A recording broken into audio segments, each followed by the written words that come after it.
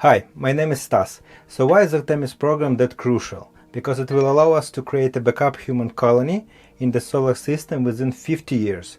And as IT guy, I believe in the power of backups, and as Ukrainian, I know that big war is around the corner always.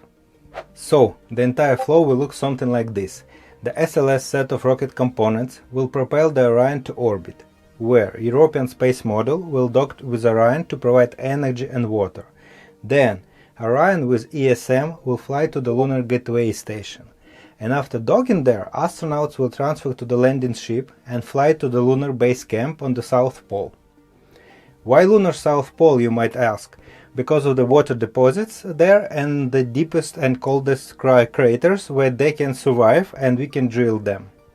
Artemis program is an umbrella for many different projects and have a very bumpy ride. It started originally under the great name of Constellation, got a major funding cut and raised it from the ashes, and now on track with the upcoming crewed and 5 cargo launches to the moon in 2023. Now to the first component, the Space Launch System, that represents a partially expendable set of rocket boosters and fuel tanks that will propel a spaceship to orbit. And at the moment the SLS have the highest payload capacity and liftoff thrust of any flying rocket out there. Orion is the name of the ship for travel between Earth, Moon and Mars, with the design and operational approach similar to the Apollo spaceship that visited Moon many years ago.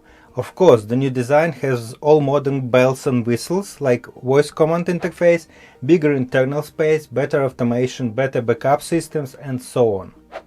The one thing that bothers me in this race to the moon is that according to the Doom game, I hope you played it, there is a need to send a space marine to the moon base as soon as possible, so we can be sure that there is someone to handle any situations over there.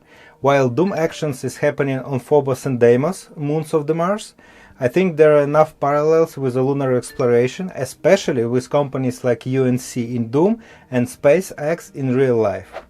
And now back to the moon orbit and the Lunar Gateway Space Station. While station size would be smaller than International Space Station orbiting Earth, it will be much more advanced and also a great isolated testbed for the new technologies. The core of this station would be built by Maxar Technologies with the help of NASA Glenn Research Center. Like many modern spacecraft, it would be powered by ion engine, and the power core name is Power and Propulsion Element, PPE. The interesting fact is that Maxar will transfer model ownership to NASA only after successful testing in space. That will include docking with International Space Station and testing of integration with the habitation module. Maxar is a relatively new company that has become a home for many smaller companies in the space industry.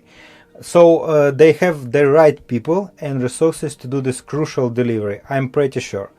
You might see references to Maxar in many news publications with high-quality satellite photos from conflict zones recently.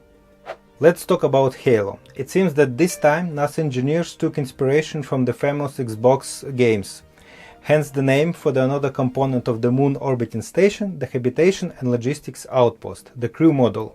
There is also a possibility to have several Halo units joined together for the extra living spaces or laboratories on the moon station. And with the NASA mega diverse lift and ship approach, Maxar power unit and Halo modules will be joined together at Kennedy Space Center and lifted off the Cape Canaveral by Falcon Heavy rocket to the Earth orbit for rigorous 1-year testing. Then they will fly to the moon and settle down on the near rectilinear Halo orbit, which is essentially an ellipse with one side closer to the moon, and Halo units are also planned as a core for the upcoming modular deep space ship by NASA. We are getting there, and it's time to introduce a lunar transit and Artemis base camp to you, because if something gonna happen there, like a Doom Games scenario, you will have a better idea about premises and some technical details at least. The human landing system will be built by SpaceX, and it will be a unique Starship variant with several significant changes and simplifications, intended only for flights in vacuum without the ability to fly in the Earth atmosphere. Starship will have the new set of engines amidship, so it can avoid dust clouds while landing on the lunar surface, and also a body-mounted solar array for charging of batteries. The main engines might be switched to the Aeon types too, otherwise NASA will need to keep fuel stations on Earth and Moon orbits to keep Raptor engines running. I will provide more details on the moon dust problem in the next video.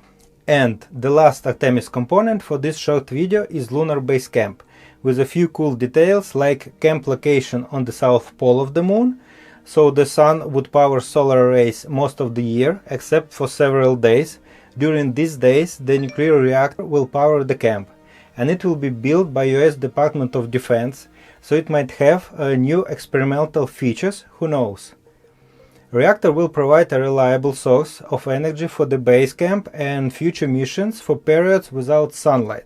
Another detail is the rich mineral deposits and water in regolith of the deep lunar craters that can make camp sustainable and bring many projects to life, like making bricks from the moon dust, building of refinery, or even new fuel factory for hydrogen production. So, think about joining astronaut or Marine Corps to be on the moon as soon as possible. With the future of space exploration is closer than we think, it's exciting to see how technology from video games and books is becoming reality now, hopefully not as scenarios from them. And the last fun fact is that long hands of Japanese car industry are taking the hold of the moon casual travel. So you can get a luxury ride on the moon with Toyota Lunar Cruiser, successor of the Land Cruiser on Earth. The Japanese Space Agency with Toyota engineers are building a pressurized lunar cruiser for exploration with comfort, supplies and protection from radiation and ubiquitous moon dust.